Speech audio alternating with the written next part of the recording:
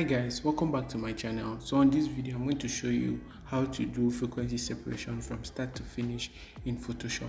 So this is how I'm going to transform this image from looking like this to looking like this. So without wasting much time, let's just get started.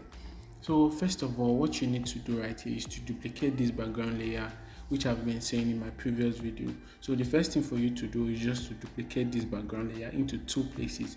Is either I drag it down to this point, to this icon right here to duplicate, or let me just undo, or I will just press my command J on the keyboard to duplicate. Whichever works for you, it's okay. So I'll just duplicate it into two places. So once I'm done duplicating, I'll name this first layer right here texture. So after naming the first layer texture, I'll now name the second layer right here color. So while I'm explaining, you guys can really get my explanation very well. So first of all, I'm going to close the visibility of the texture layer right here. I'll just close it. Then I'll select the color layer. Then after selecting the color layer, I'll get to filter, then I'll get to blur, then I'll select Gaussian blur. So once I select Gaussian blur, this is actually going to show right like this. So I'm going to take this radius to 0.1. So note, just take it to 0.1. Then take this box right here to the skin of the image, sample any place. So you guys can see there's texture right here. So for me to know the radius to use on this particular video, so I'll just come right here. I'll adjust this till when I can't really see the texture right here, not here. So I'm just going to take this slide to, so I'm just going to take it till when the texture is not really showing much. So 4.2 is actually fine because I can't see the texture right here. So I'm just going to hit OK. So after hitting OK, you can see the picture is blurry. I'll come to the texture layer, I'll turn it on again, so the sharpness is back. So I'll come to my image, then I'll select apply image. So after selecting apply image, you come to this layer right here and you just select color. So after selecting color, leave the channel at RGB. Then for the blending, you change it to subtract.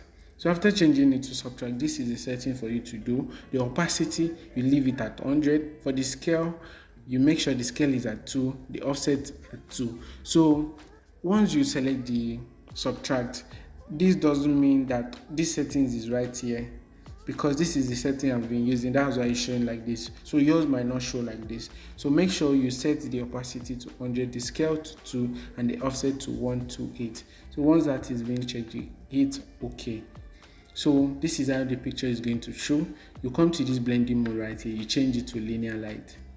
So after changing it to the linear light, everything is back. So I've successfully done the frequency separation by just selecting the skin texture from the skin color. So this is the skin texture and this is the skin color. So if I'm brushing, I'm using the color. If I'm taking out blemishes, I'm using the texture. So I'm just going to highlight the two layer right here, then I'll drag it down here to group it. So after grouping it, I'll rename this the frequency separation. So once I've done renaming that group frequency separation, I'll open it, then I'll come to the texture right here. So you guys can see this edge of this frontal is looking somehow. So first of all, I want to start by just adjusting this to look pretty smooth. So I'm just going to zoom this in just like this. So after zooming it in, I'll be using clone stamp to pick up the blemishes. So I'll come and select the clone stamp. So for the opacity, I like keeping it at 95. So I don't want the full effect on it. So for the flow at 100, I'll just resize the clone stamp.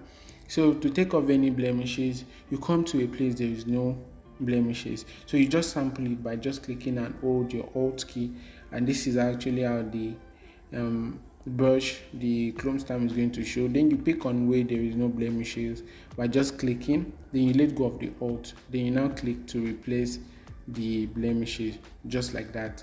So I'm just going to repeat that process. And also for this edge right here, I'll just come pick on the side that there is no blemishes as well. So I'm just going to now replace it, so to make the edge look smooth. So that's what I'm going to do. like this. So it's actually simple doing this. So I'm just going to pick just a little part of it. I don't want to pick much, so I'm just going to take off the blemishes by just continuing the same process I did. So you guys can see this edge is actually smooth now. So I'm just going to show you how I'm going to do the final smoothing. So I'll just pick on the clone stem and be picking up the blemishes. I'll come to this neck area, then I'll take off this hair a bit. So I'm just going to pick it just like that, just a bit of it. I'm going to take this off as well. Then so once I'm done picking up the blemishes just like that, I'll start retouching this image by just brushing. Then I'll come to my mixer brush. Make sure you come right here, you change it to a clean brush. For the weight, I like using 25, the load 25, the mix 30, and flow at 25. So for this video, I'll be using these settings to retouch this image. So once all of that is done, I'll just start brushing this image. Make sure you select the color layer. Don't use the texture layer to brush. So select the color layer. I'm just going to make sure you uncheck this sample all layer. So I'm just going to start brushing this image just like this. So you guys can see it's actually looking smooth. So for the frontal, this hair, I'll just come to the edge and be turning the brush on a circular form, just like this. You guys can see it's looking smooth. I'm just going to continue brushing this image to make it look smoother and nice. So once you're brushing this or brushing your image, make sure you pay attention to the highlights and the shadows and the midtones. So while brushing, you don't want to get rid of any, so just try maintaining it as possible, but smoothing the edge or the, should I say, transition of the two. So I'm just going to brush this. For the edge, I'll just brush it a bit so you guys can see it's looking smooth. Let me show you the before and after. This is the before and this is the after. This is the before and after. You can see it's looking more smooth. I'll just continue with the same process of brushing. I'll come smoothing this part as well, smoothing it just like that. So while doing yours, I'm actually rushing because it's a tutorial video. I want to show you all the basics. So while brushing yours, you need to take your time in brushing. And also the brush, like the kind of technique I'm using to brush is that I'm turning the brush in a circular way. I'm not just using a straight line just like this to brush. So make sure you turn your brush in a circular form just like this.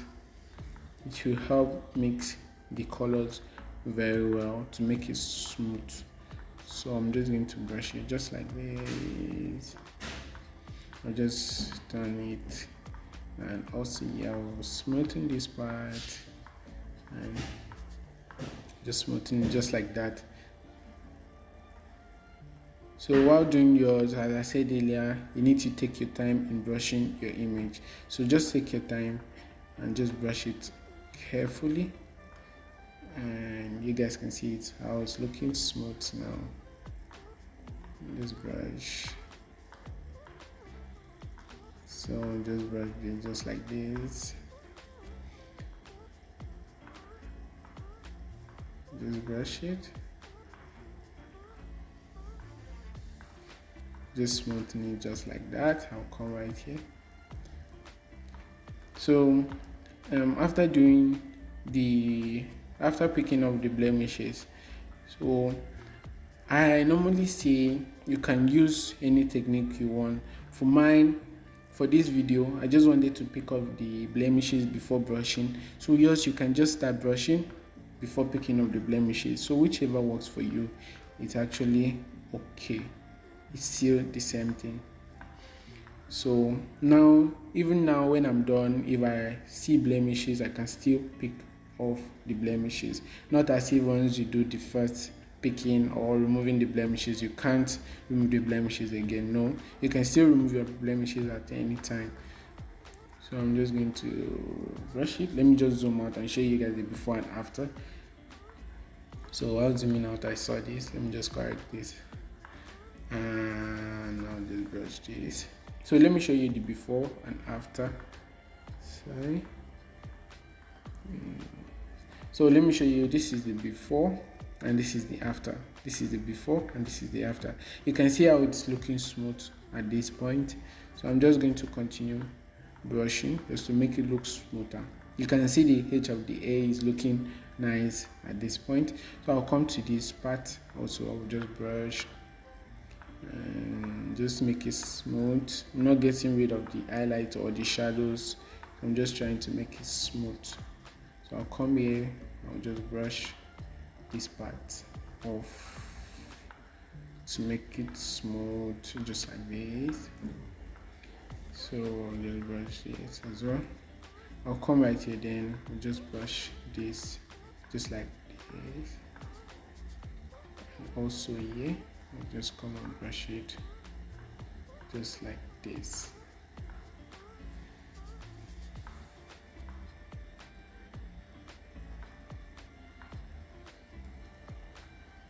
So just smoothing it just like that.